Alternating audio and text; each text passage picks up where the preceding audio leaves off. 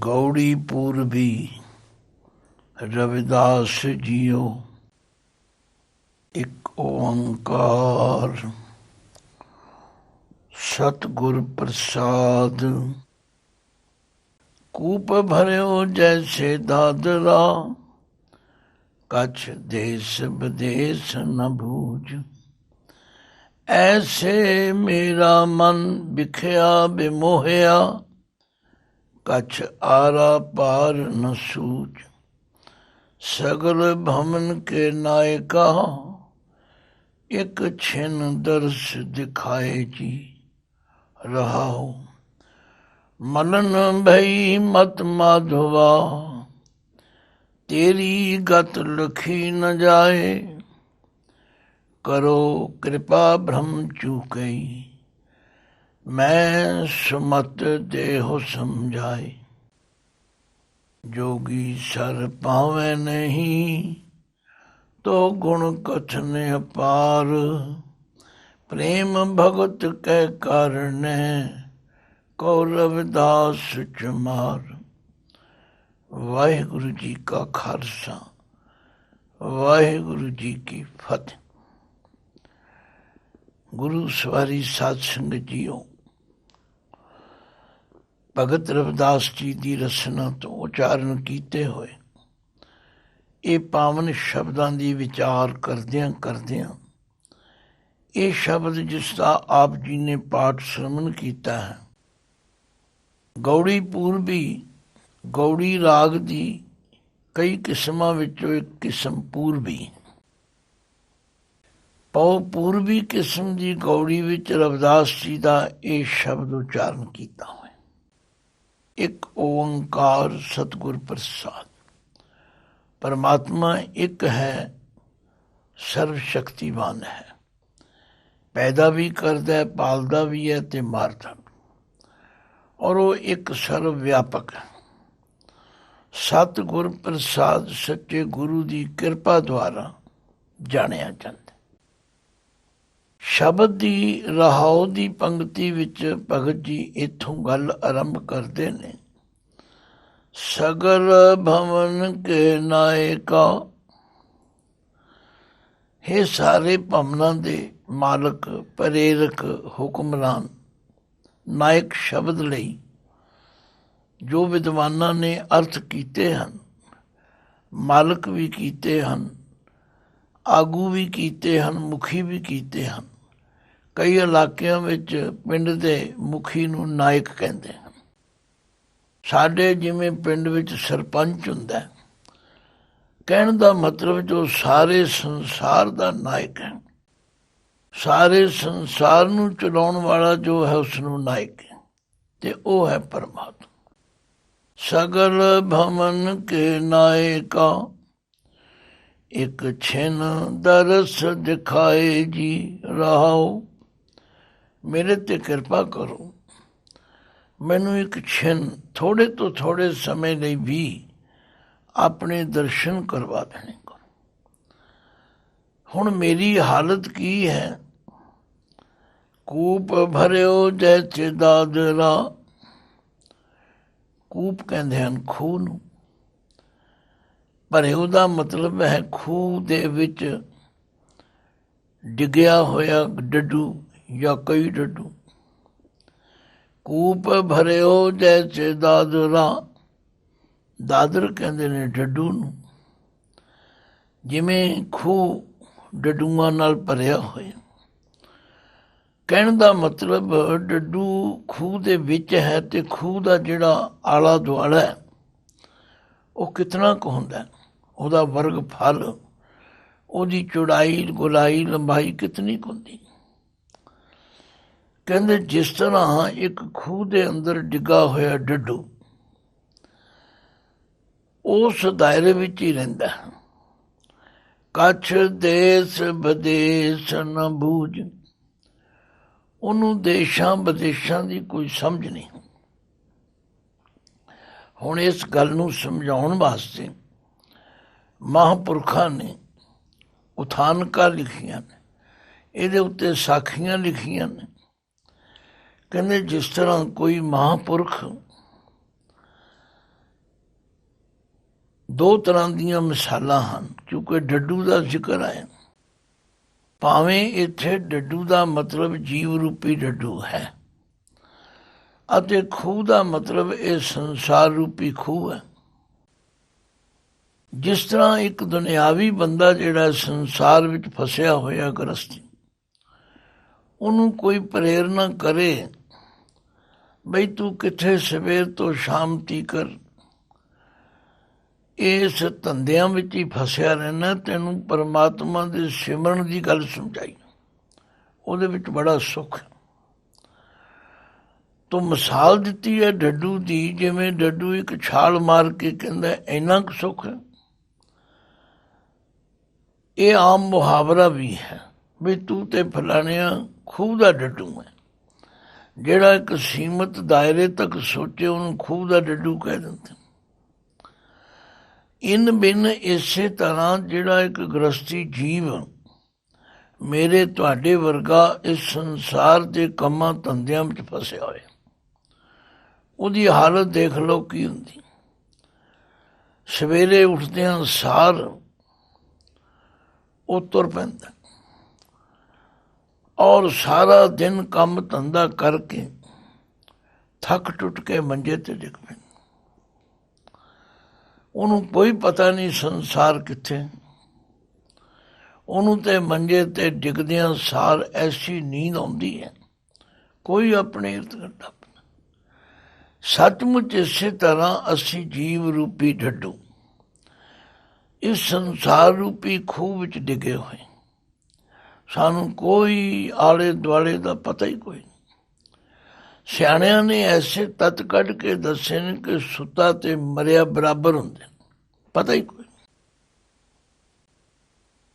ਭਗਤ ਜੀ ਕਹਿੰਦੇ ਨੇ ਸੱਚਮੁੱਚ ਮੇਰੇ ਮਨ ਦੀ ਹਾਲਤ ਵੀ ਐਸੀ ਹੈ ਪ੍ਰਭੂ, ਕੂਪ ਭਰਿਓ ਜੈਸੇ ਦਾਦਰਾ, ਕੱਛ ਦੇਸ ਬਦੇਸ ਨ ਬੂਝ। ਹੁਣ ਉਸ ਖੂਹ ਵਿੱਚ ਰਹਿਣ ਵਾਲੇ ਡੱਡੂ ਨੂੰ ਕੋਈ ਪ੍ਰੇਰਨਾ ਕਰੇ, ਚੱਲ ਤੈਨੂੰ ਮਾਨ ਸਰੋਵਰ ਦਿਖਾਈਏ। ਉਹ ਖੂਹ ਵਿੱਚ ਹੀ ਛਾਲ ਮਾਰ ਕੇ ਕਹਿੰਦਾ ਇੰਨਾ ਕੁ ਵੱਡਾ ਹੈ। ਉਹ ਕਹਿੰਦੇ ਨਹੀਂ ਉਹ ਬਹੁਤ ਵੱਡਾ। ਉਹਨੇ ਇੱਕ ਹੋਰ ਛਾਲ ਮਾਰੀ, ਐਡਾ ਵੱਡਾ। ਕਹਿੰਦੇ ਨਹੀਂ ਉਹ ਬਹੁਤ ਵੱਡਾ। ਜਦੋਂ ਉਹਨੇ ਤੀਜੀ ਵਾਰੀ ਛਾਲ ਮਾਰੀ, ਕਹਿੰਦਾ ਐਡਾ ਵੱਡਾ। ਕਹਿੰਦੇ ਨਹੀਂ ਬਹੁਤ ਵੱਡਾ। ਆਂਦਾ ਤੁਸੀਂ ਝੂਠ ਬੋਲਦੇ, ਐਦੋਂ ਵੱਡਾ ਤੇ ਕੋਈ ਹੈ ਹੀ ਨਹੀਂ।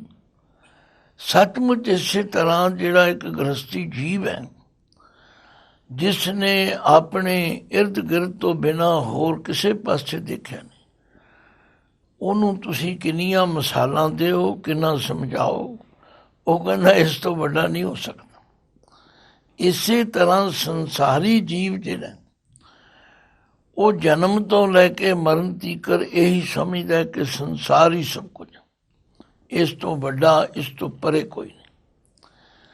ਤੋ ਭਗਤ ਜੀ ਕਹਿੰਦੇ ਨੇ ਮੇਰੀ ਵੀ ਹਾਲਤ ਬਿਲਕੁਲ ਇਹੋ ਜਿਹੀ ਹੈ ਪ੍ਰਭੂ, ਕੂਪ ਭਰਿਓ ਜੈਸੇ ਦਾਦਰਾ, ਕੱਛ ਦੇਸ ਬਦੇਸ ਨ ਬੂਝ। ਉਹਨੂੰ ਕੋਈ ਸਮਝ ਨਹੀਂ ਹੈ, ਕਿਉਂਕਿ ਉਸ ਇਰਦ ਗਿਰਦ ਵਿੱਚ ਹੀ ਰਹਿੰਦਾ। ਜਿਵੇਂ ਕੋਲੂ ਦਾ ਬੈਲ, ਸਵੇਰੇ ਉਸਨੂੰ ਤੇਲੀ ਚੰਗੇ ਪੱਠੇ ਖਵਾ ਕੇ ਕੋਲੂ ਅੱਗੇ ਜੂ ਦਿੰਦਾ, ਅੱਖਾਂ ਦੇ ਖੋਪੇ ਚੜਾ ਦਿੰਦਾ। ਹੁਣ ਉਹ ਸਵੇਰ ਤੋਂ ਸ਼ਾਮ ਤੀਕਰ ਤੁਰਿਆ ਹੋਇਆ, ਜੇ ਉਹ ਮਾੜਾ ਜਿਹਾ ਕਿਤੇ ਰੁਕਣ ਲੱਗੇ ਤੇ ਤੇਲੀ ਦੂਰੋਂ ਬੈਠਾ ਉਹਨੂੰ ਮੂੰਹ ਦੀ ਆਵਾਜ਼ ਨਾਲ ਹੀ ਚਲਾ ਦਿੰਦਾ ਜਾਂ ਦੋ ਚਾਰ ਡੰਡੇ ਠੋਕ ਦਿੰਦਾ, ਉਹ ਫਿਰ ਤੁਰ ਪੈਂਦਾ। ਹੁਣ ਤੁਰਿਆ ਤੇ ਉਹ ਸਵੇਰ ਤੋਂ ਸ਼ਾਮ ਤੀਕਰ ਹੈ, ਪਰ ਜਦੋਂ ਉਹਦੀਆਂ ਅੱਖਾਂ ਤੋਂ ਖੋਪੇ ਲੈਂਦੇ ਨੇ ਉਹਨੂੰ ਫਿਰ ਪਤਾ ਲੱਗਦਾ ਕਿ ਮੈਂ ਤੇ ਉੱਥੇ ਦਾ ਉੱਥੇ ਖੜਾ, ਉਸੇ ਗੈਲ ਵਿੱਚ ਹੀ ਤੁਰਿਆ ਜਾ ਰਿਹਾ। ਸੱਚਮੁੱਚ ਸਾਡੀ ਸੰਸਾਰੀ ਲੋਕਾਂ ਦੀ ਹਾਲਤ ਵੀ ਇਹੋ ਹੀ ਹੈ। ਭਾਵੇਂ ਅਸੀਂ ਕਹੀ ਜਾਂਦੇ ਹਾਂ ਅਸੀਂ ਬੜੇ ਕੰਮ ਕੀਤੇ ਨੇ, ਅਸੀਂ ਆਹ ਕੀਤਾ, ਅਸੀਂ ਉਹ ਕੀਤਾ, ਪਰ ये सब अज्ञानता। जदों ज्ञान की जाग आवेगी फिर समझ आवे। तो ये गल आपां चंगी तरह अपने हिरदे विच समझीए, विचारीए। जदों तੀਕਰ ज्ञान का दीवा नहीं जगदा उदों तੀਕਰ असीं अज्ञानता विच, और असीं इन्हां संसारी चीज़ां दे सुखां विच ही लपाएमान हो के समझने कि इस तो परे कोई सुख नहीं। साखियां ते बड़ियां महापुरखां ने सुनाई। किसी ने आख्या भाई तू कित्थे लगा, आ तेनू परमात्मा दे सिमरन दा सुख विखाई। उन्हें आख्या जी किन्ना क सुख है, कि किसी बंदे दी कुड़माई ना हुंदी होवे, ओदी कुड़माई हो जाए, इन्ना क सुख है। कहन लगे नहीं भाई वो इस तो भी ज्यादा सुख है। फिर उन्हें कहा जी जो उसदा विआह हो जाए तो फिर इन्ना सुख है। हुण उहदे मिलण दा तोलण दा जिहड़ा तरीका है वो संसारी सुखों तक उन्हें 4 सुख दस दिते। कुड़माई हो जाए, विआह हो जाए, संतान हो जाए, धन माल हो जाए।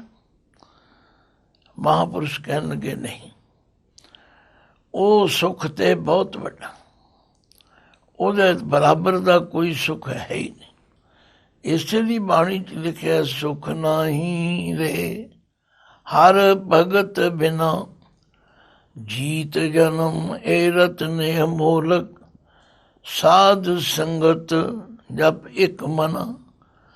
एक खिना थोड़े समय ਲਈ भी तू परमात्मा का नाम जप के दे।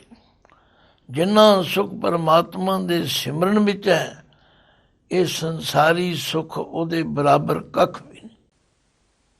तो भगत रविदास जी कहते हे प्रभु मेरी हालत ये है, कूप भरियो जैसे दादरा, कछ देश बदेश न बूझ। उस खूह दे डड्डू नूं बाहर दा कोई पता ही नहीं। कितना है संसार, कितना है विस्तार, उनको पता नहीं। वो तो खूह दे अंदर ही छाला मारता। ऐसे मेरा मन बिखया बेमोहया, कछ आरा पार न सूझ। हे वाहिगुरु ऐसे इवें ही मेरा मन जिहड़ा वो बिखया बेमोहया, इस संसार की माया, इस संसार के झमेलियां विच इन्ना मोया होया, इन्ना फसिया होया, इन्ना गलतान होया है। कछ आरा पार न सूझ, इनू उरले ते परले पासे की कोई समझ ही नहीं। ना इस लोक का पता है ना परलोक का पता। देखो ना जिस तरह कोई बंदा गड्डी ना चढ़िया होवे, कोई बंदा हवाई जहाज से ना चढ़िया होवे, उन्होंने तुसीं कहो जी आहा बड़ा आनंद सी, वो फिर अपने उन्हां आनंदां नाल तोल के मिण के दसेगा इन्ना का आनंद है, इन्ना का आनंद है। महाराज कहते नहीं उसका आनंद बहुत ज्यादा। तो भगत रविदास जी ये गल मनते हैं, और जे असीं सहमत होइए तो साडी हालत भी बिल्कुल इहो ही है। कूप भरे हो जैसे दादरा, कछ देश बदेश न बूझ। ऐसे मेरा मन बिखया बेमोहया, कछ आरा पार न सूझ। हे वाहिगुरु मेरी हालत भी ऐसी। ये ठीक है कि असी बाणी नूं उपरों उपरों पढ़ जाने या पढ़ा लेने, या ये कह देने असी खंड पाठ रखाया सी, भोग पवा दिता है, पर जदों तੀਕਰ बाणी दी इउं विचार नहीं करते, साडी हालत विच कोई तब्दीली नहीं आउंदी। ते जदों ये भागां वाले किसी जीव नूं समझ आ जाए, फिर वो अरदास करदा जिवें भगत जी कर रहे हैं। सगल भवन के नायका, एक छिन दरस दिखाए जी। हे वाहिगुरु तू सारे भवनां दा मालक है, सारे संसार ते तेरा हुक्म चलदा, मेरे ते कृपा करो, एक छिन दरस दिखाए जी। हुण छिन कितना हुंदा है, जितनी देर विच अख फरक नहीं। ਇਹਨੇ ਸਮੇਂ ਨੂੰ ਛਿਨ ਕਿਹਾ ਜਾਂਦਾ। ਭਾਵ ਮੈਨੂੰ ਥੋੜੇ ਤੋਂ ਥੋੜੇ ਸਮੇਂ ਲਈ ਵੀ ਦਰਸ਼ਨ ਦਿਖਾਉਣੇ ਕਰੋ। ਰਹਾਉ ਮਰਨ ਭਈ ਮਤ ਮਾਧਵਾ। ਮਾਧਵਾ ਸ਼ਬਦ ਜਿਹੜਾ ਹੈ ਵੀ ਪਰਮਾਤਮਾ ਲਈ ਹੈ। ਜਿਵੇਂ ਰਮਈਆ ਹੈ, ਜਿਵੇਂ ਨਾਇਕ ਹੈ, ਇਹ ਸਾਰੇ ਸ਼ਬਦ ਪਰਮਾਤਮਾ ਲਈ ਵਰਤੇ ਨੇ। ਇੱਥੇ ਮਾਧਵਾ ਵਰਤਿਆ। ਮਾਂ ਕਹੀਏ ਲక్ష్ਮੀ, ਤਬ ਕਹੀਏ ਪਤੀ ਖਸਮ। ਜੋ ਸਾਰੀ ਮਾਇਆ ਦਾ ਖਸਮ ਹੈ, ਮਾਲਕ ਹੈ, ਸੋ ਕਹੀਏ ਮਾਧਵਾ। ਮਰਨ ਭਈ ਮਤ ਮਾਧਵਾ। हे ਮਾयापति परमात्मा, ਮੇਰੀ ਮਤ ਮਰਨ ਹੋ ਗਈ, ਮੈਲੀ ਹੋ ਗਈ। ਇਹਦੇ ਉੱਤੇ ਵਿਸ਼ੇ ਵਿਕਾਰਾਂ ਦੀ ਕਾਲਖ ਲੱਗ ਗਈ। ਸਾਧ ਸੰਗਤ, ਜਦੋਂ ਕਿਸੇ ਦਾ ਸ਼ੀਸ਼ਾ ਮੈਲਾ ਹੋ ਜਾਏ, ਉਹਦੇ ਵਿੱਚੋਂ ਆਪਣੀ ਸ਼ਕਲ ਦੇਖਣ ਦਾ ਯਤਨ ਵੀ ਕਰੇ ਤਾਂ ਵੀ ਨਹੀਂ ਨਜ਼ਰ ਆਉਂਦੀ। ਸਾਰੇ ਘਰਾਂ ਵਿੱਚ ਸ਼ੀਸ਼ੇ ਹਨ, ਛੋਟੇ ਹਨ, ਵੱਡੇ ਹਨ, ਪਰ ਜੇ ਉਹ ਸ਼ੀਸ਼ੇ ਦੇ ਉੱਤੇ ਮੈਲ ਲੱਗੀ ਹੋਵੇ, ਮਿੱਟੀ ਪਈ ਹੋਵੇ, ਤੁਸੀਂ ਕਿੰਨਾ ਹੀ ਯਤਨ ਕਰੋ, ਤੁਹਾਨੂੰ ਆਪਣੀ ਸ਼ਕਲ ਵੀ ਨਜ਼ਰ ਨਹੀਂ ਆਏਗੀ। ਭਗਤ ਰਵਿਦਾਸ ਜੀ ਕਹਿੰਦੇ, ਹੇ ਪ੍ਰਭੂ, ਮੇਰੀ ਵੀ ਇਹੋ ਹਾਲਤ। ਮਰਨ ਭਈ ਮਤ ਮਾਧਵਾ, ਤੇਰੀ ਗਤ ਲਖੀ ਨ ਜਾਏ। ਮੈਲੀ ਮਤ ਹੋਣ ਕਰਕੇ ਮੈਨੂੰ ਤੁਹਾਡੀ ਗਤੀ ਨੂੰ ਜਾਣਨਾ ਮੁਸ਼ਕਲ ਹੋ ਗਿਆ। ਸੱਚਮੁੱਚ ਬਾਣੀ 'ਚ ਤੇ ਬਹੁਤ ਵਾਰੀ ਪਾਤਸ਼ਾਹ ਨੇ ਕਿਹਾ ਕਿ ਇਸ ਮਨ ਕੋ ਜਨਮ ਜਨਮ ਕੀ ਮਲ ਲਾਗੀ, ਕਾਲਾ ਹੋਆ ਸਿਆਹ, ਖਨਲੀ ਧੋਤੀ ਉਜਲੀ ਨਾ ਹੋਵਈ, ਜੇ ਸੌ ਧੋਣ ਪਾ। ਆਖਿਆ ਜਿਸ ਤਰ੍ਹਾਂ ਖਨਲੀ ਕੋਲੂ ਦੇ ਪੂੰਝਣ ਵਾਸਤੇ ਇੱਕ ਲੱਤਾ ਹੁੰਦਾ, ਕੱਪੜਾ ਹੁੰਦਾ, ਉਹਨੂੰ ਲੱਤਾ ਕਹਿੰਦੇ ਨੇ, ਤੇਲੀ ਦਾ ਲੱਤਾ, ਜਿਹਦੇ ਨਾਲ ਅਕਸਰ ਤੇਲੀ ਕੋਲੂ ਨੂੰ ਪੂੰਝਦਾ, ਤੇ ਜਿਤਨੀ ਉਸ ਦੀ ਖਲ ਜਾਂ ਸਰੋਂ ਜਾਂ ਤੇਲ ਬਾਹਰ ਨਿਕਲਦਾ, ਉਹਨੂੰ ਪੂੰਝ ਕੇ ਵਿੱਚ ਕਰੀ ਜਾਂਦਾ। ਉਸ ਕੱਪੜੇ ਨੂੰ ਖਨਲੀ ਕਿਹਾ ਜਾਂਦਾ। ਭਗਤ ਜੀ ਕਹਿੰਦੇ ਨੇ, ਸੱਚਮੁੱਚ ਇਸੇ ਤਰ੍ਹਾਂ ਸਾਡਾ ਮਨ ਵੀ ਉਸ ਖਨਲੀ ਵਾਂਗੂ ਮੈਲਾ ਹੋ ਗਿਆ, ਔਰ ਜਨਮਾਂ ਜਨਮਾਂ ਦੀ ਇਸ ਨੂੰ ਕਾਲਖ ਲੱਗੀ ਹੋਈ ਹੈ। ਇਸ ਮਨ ਕੋ ਜਨਮ ਜਨਮ ਕੀ ਮਨ ਲਾਗੀ, ਕਾਲਾ ਹੋਆ ਸਿਆਹ, ਖਨਲੀ ਧੋਤੀ ਉਜਲੀ ਨਾ ਹੋਵਈ, ਜੇ ਸੌ ਧੋਵਣ ਪਾ। ਪਰ ਇਹ ਗੱਲ ਕਦੋਂ ਸਮਝ ਆਵੇਗੀ? ਜੇ ਆਪਣੇ ਮਨ ਦੇ ਅੰਦਰ ਝਾਤ ਮਾਰਾਂਗੇ। ਜੇ ਅਸੀਂ ਭਗਤ ਰਵਿਦਾਸ ਜੀ ਸੇ ਇਸ ਕਥਨ ਨੂੰ ਪੜ੍ਹ ਕੇ ਆਪਣੇ ਉੱਤੇ ਟਿਕਾਉਣ ਦਾ ਯਤਨ ਕਰਾਂਗੇ, ਫਿਰ ਸਾਨੂੰ ਸਮਝ ਆਵੇਗੀ ਕਿ ਮਰਨ ਭਈ ਮਤ ਮਾਧਵਾ, ਤੇਰੀ ਗਤ ਲਖੀ ਨ ਜਾਏ। ਸਾਡੇ ਕੋਲੋਂ ਤੇਰੀ ਗਤੀ, ਤੇਰੀ ਅਵਸਥਾ ਨੂੰ ਜਾਣਨਾ ਬੜਾ ਮੁਸ਼ਕਲ ਹੋ। ਕਾਰਨ ਹੈ ਕਿ ਸਾਡੀ ਮਤ ਹੀ ਮੈਲੀ ਹੋ। ਇਸੇ ਲਈ ਗੁਰੂ ਅਮਰਦਾਸ ਜੀ ਨੇ ਕਿਹਾ, ਮਨ ਮੈਲੇ ਸਭ ਕਿਛ ਮੈਲਾ, ਤਨ ਧੋਤੇ ਮਨ ਹੱਛਾ ਨਾ ਹੋਏ। ਆਖਿਆ ਜਿਵੇਂ ਸਰੀਰ ਦੇ ਧੋਣ ਨਾਲ ਸਰੀਰ ਸਾਫ਼ ਹੋਵੇ, ਤੇ ਮਨ ਦੀ ਮੈਲ ਤੇ ਤਾਂ ਹੀ ਉਤਰੇਗੀ ਜੇ ਮਨ ਦੀ ਮੈਲ ਧੋਵਾਂਗੇ। ਇਸੇ ਲਈ ਭਗਤ ਰਵਿਦਾਸ ਜੀ ਕਹਿੰਦੇ, ਹੇ ਪ੍ਰਭੂ, ਮੇਰੀ ਇਹ ਮਜਬੂਰੀ ਹੈ। ਮਰਨ ਭਈ ਮਤ ਮਾਧਵਾ, ਤੇਰੀ ਗਤ ਲਖੀ ਨ ਜਾਏ। ਕਰੋ ਕਿਰਪਾ ਭ੍ਰਮ ਚੂਕਈ, ਮੈਂ ਸੁਮਤ ਦੇਹੁ ਸਮਝਾਏ। ਮੇਰੇ ਤੇ ਕਿਰਪਾ ਕਰੋ, ਮੇਰੇ ਅੰਦਰੋਂ ਇਹ ਭਰਮ ਚੁੱਕਈ ਦੂਰ ਹੋ ਜਾਏ। ਮੈਂ ਸੁਮਤ ਦੇਹੁ ਸਮਝਾਏ, ਮੈਨੂੰ ਉਹ ਸ੍ਰੇਸ਼ਟ ਮਤ ਸਮਝਾਉਣੀ ਕਰੋ, ਜਿਹਦੇ ਨਾਲ ਮੈਨੂੰ ਸੰਸਾਰ ਦੀ ਅਸਲੀਅਤ ਦਾ ਪਤਾ ਲੱਗ ਜਾਏ। ਇਹ ਸੰਸਾਰ ਹੈ ਕੀ? ਅਸੀਂ ਸੰਸਾਰ ਵਿੱਚ ਪੂਰੀ ਤਰ੍ਹਾਂ ਖਟਕ, ਅਸੀਂ ਇਹਨਾਂ ਧੀਆਂ ਪੁੱਤਰਾਂ ਪਰਿਵਾਰ ਵਿੱਚ ਪੂਰੀ ਤਰ੍ਹਾਂ ਖਚਤ ਹਾਂ। ਸਾਨੂੰ ਇਹ ਭਰਮ ਹੈ ਕਿ ਸਭ ਕੁਝ ਸੱਚ ਹੈ। ਜਿਵੇਂ ਮੈਂ ਕਈ ਵਾਰੀ ਵਾਰਤਾ ਸੁਣਾਈ ਹੈ। ਕਹਿੰਦੇ ਹਨ ਕਿਸੇ ਰਾਜੇ ਨੂੰ ਇਹ ਸਵਾਲ ਉਪਜਿਆ ਕਦੋਂ, ਜਦੋਂ ਆਪਣੇ ਮਹਿਲਾਂ ਵਿੱਚ ਸੁੱਤਾ ਹੋਇਆ ਸੀ ਤੇ ਰਾਤ ਨੂੰ ਉਹਨੇ ਸੁਪਨਾ ਦੇਖਿਆ ਕਿ ਮੈਂ ਮੰਗਤਾ ਬਣ ਗਿਆ। ਕਿੱਥੇ ਰਾਜਾ ਕਿੱਥੇ ਮੰਗਤਾ, ਘਰ ਘਰ ਭਿੱਖਿਆ ਮੰਗਣ ਲਈ ਜਾਂਦਾ ਔਰ ਭਿੱਖਿਆ ਮੰਗਦਾ ਹੈ। ਇਹ ਸਭ ਸੁਪਨੇ ਅੰਦਰ ਦੇਖ ਰਹੇ। ਲੰਬੀ ਗਾਥਾ ਨਾ ਕਰੀਏ। ਕੁਦਰਤੀ ਉਸ ਦਾ ਸੁਪਨਾ ਗਿਆ ਟੁੱਟ ਤੇ ਜਾਗ ਖੁੱਲ ਗਈ। ਤੇ ਜਦੋਂ ਜਾਗ ਖੁੱਲੀ ਉਹਨੇ ਕੀ ਦੇਖਿਆ ਕਿ ਉਹ ਮਹਿਲਾਂ ਵਿੱਚ ਪਿਆ ਪਲੰਗ ਉੱਤੇ। ਉਹਦੇ ਮੂੰਹੋਂ ਨਿਕਲਿਆ ਇਹ ਸੱਚ ਕਿ ਉਹ ਸੱਚ। ਜੋ ਮੈਂ ਸੁਪਨੇ ਵਿੱਚ ਦੇਖ ਰਿਹਾ ਸੀ ਉਹ ਸੱਚਾ ਸੀ, ਜਾਂ ਮੈਂ ਜੋ ਜਾਗਰਤ ਮੈਂ ਦੇਖ ਰਿਹਾ ਉਹ ਸੱਚਾ ਹੈ। ਇਸ ਸਵਾਲ ਵਿੱਚ ਰਾਜਾ ਉਲਝ ਗਿਆ।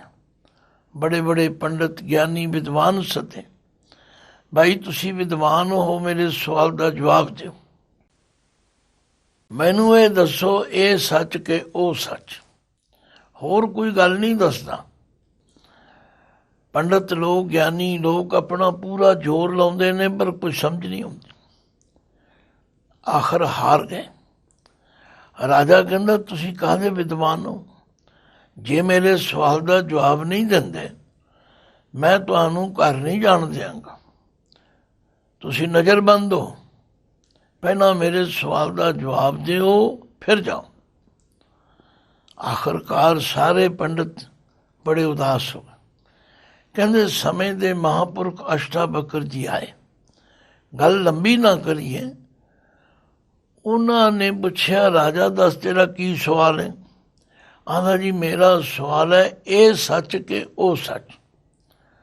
ਤੇ ਮਹਾਤਮਾ ਹੱਸ ਕੇ ਕਹਿਣ ਲੱਗੇ ਜੈਸਾ ਇਹ ਵੈਸਾ ਉਹ, ਜੈਸਾ ਉਹ ਤੈਸਾ ਇਹ।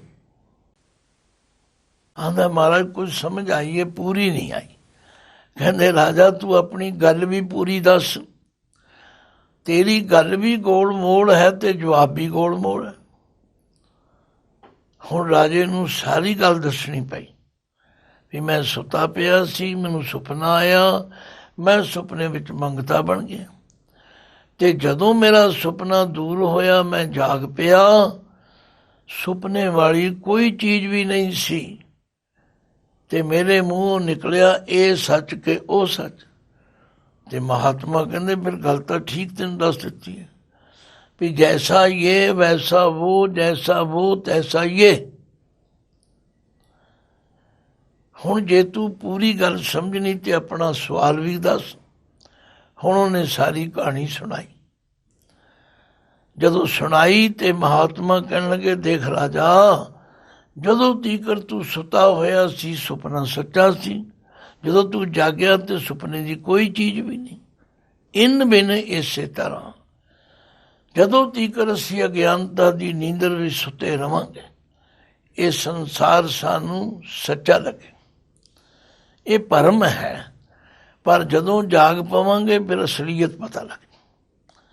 ਤੋ ਭਗਤ ਜੀ ਕਹਿੰਦੇ ਨੇ ਹੇ ਪ੍ਰਭੂ ਮਰਨ ਭਈ ਮਤ ਮਾਧਵਾ, ਤੇਰੀ ਗਤ ਲਖੀ ਨ ਜਾਏ, ਕਰੋ ਕਿਰਪਾ ਭ੍ਰਮ ਚੂਕਈ, ਮੈਂ ਸੁਮਤ ਦੇ ਹੁਸਮ ਜਾਏ।